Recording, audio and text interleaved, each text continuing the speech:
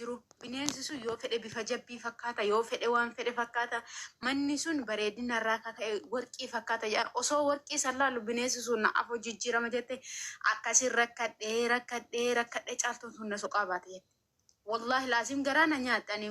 caaltuu ani bakka ajandaalee hin jaaladhu mana ajandaalee fedhu yeroo kiyyaan qabu mana namaan seenu garuu ammoo wanti bakka kana seenuu nageesse mucattii ifatti baatee badhetti baatee taaksii abbaa feetee qabatteeti narratti hin bilbilina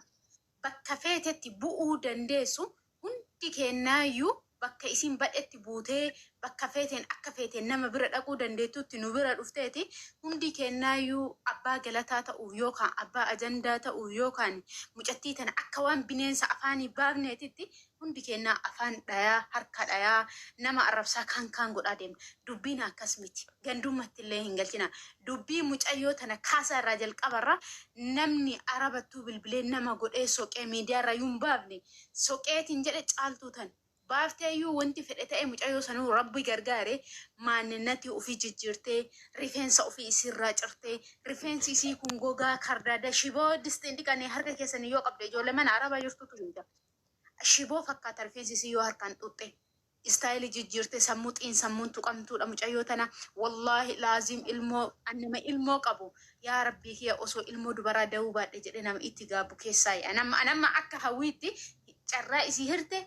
rakkoo isiif wanta akkanaa si godhe an hin beeku dhala namaa irra dubartii teenarra hin geessinis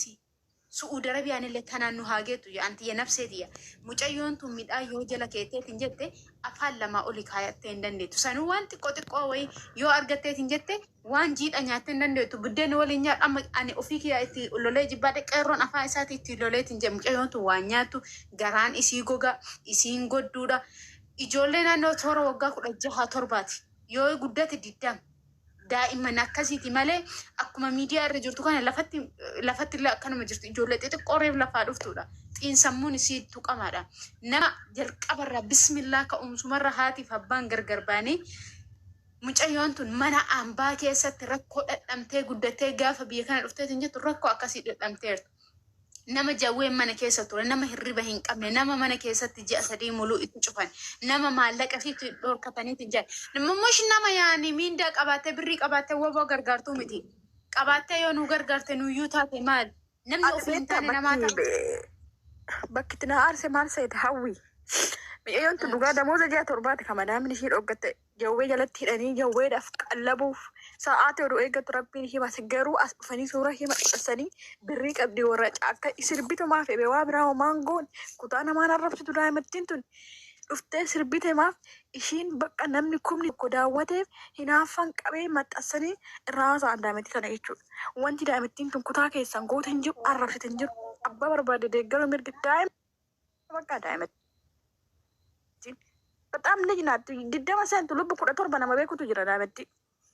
እና በጣም ወይ ገራናኛ አደረይቱ እና በጣም በቃ አያት በገና ጋር ፍተከም ሀዳ ዳቱ ዲተና ምን ጨዮ ተነቃማን ድረጅቲ አዱ በቱለ ሂምበርባዱ ኢሲ ለስኒ ዱብሶ ሂምበርባ ኦሮሞ አፎን ጣቢ ረቢን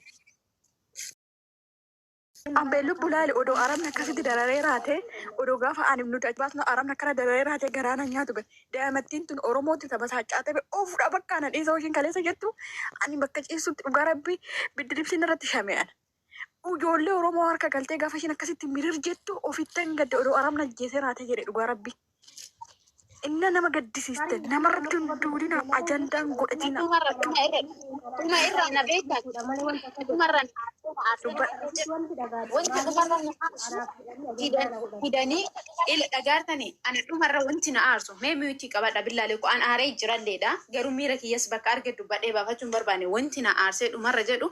oromoo tana fidaniiti gandatti galchuu qeerroo ilma arsiiti ilma arsiiti intalta wallaggaati intala wallaggaati nuti oromoo tokko oromummaa isiitiif isii gabbaanee isaa sanfuune malee waan biraami silxee guraagee gargaaraa dabarsina silxee guraagee baasiin jiddaa nutti kenna nu bira teettee bakkatti sonne ofirraa geggeessina yeroo baay'ee mush oromoo intalli intala wallaggaati intala akkasiiti intala akkasiiti yaani gandatti nu galchuu deeman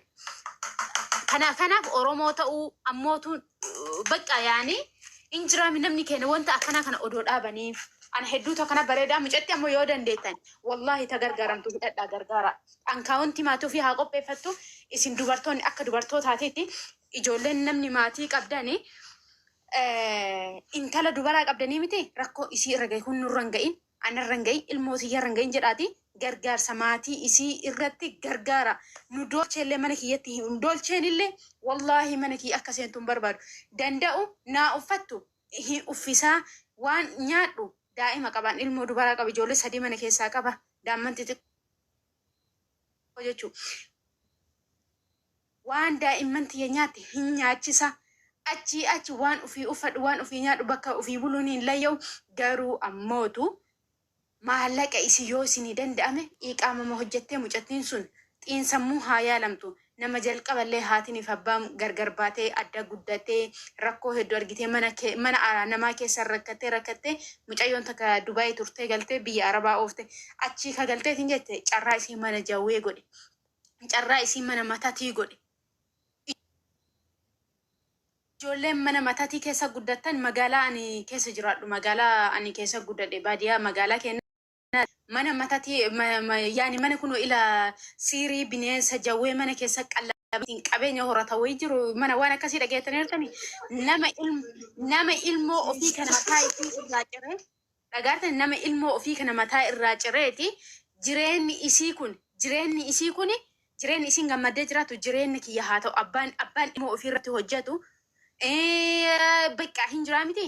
waan akkasii hojjetu magaalaa akkasii keessa guddadhee argeera manni matatii nama waa nama godhu namni jiraatu jiruu ofii hin qabu akka ofitti deebitu wanti nu gochuu fi qabnu takka yoo jiraate wanti gargaaruu qaba yoo jiraate maatii irra gargaarsa godhanii birrii karama oromummaan dachaaftee fi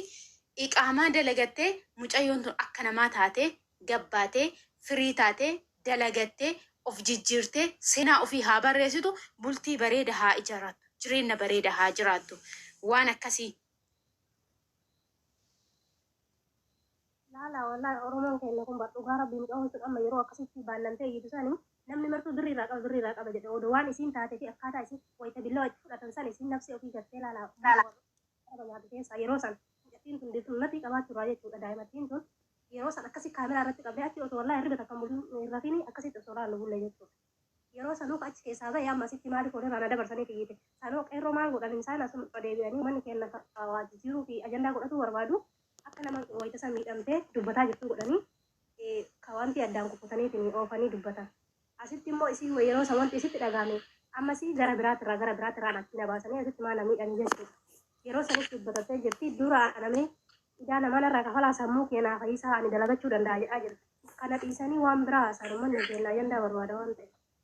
Kanaafuu waanuma carraa isiitiin warri rabbiin isinii laaffisee waan namummaa isinitti dhagahamichaan qarqaaraa bira dhaabadhaa akka oromummaatti jechuudha. Mucattii sana yeroo isiin sirbitus fuudhanii amma maal jedhanii namoonni tokko gandummaa isiin faarsitutti galchanii isiin abbichuu jeetii jedhanii irratti sirbanii warri jechuudha gara biraati. Maaliif kana ta'uun barbaachise numartuu iyyuu barbaay'ee ambaa keessa irraa boru waan nurra ga'uun beeknu yoo akkana taane hoo maaltu beeka akkatti ofitti fudhadhaa fi qarqaaraa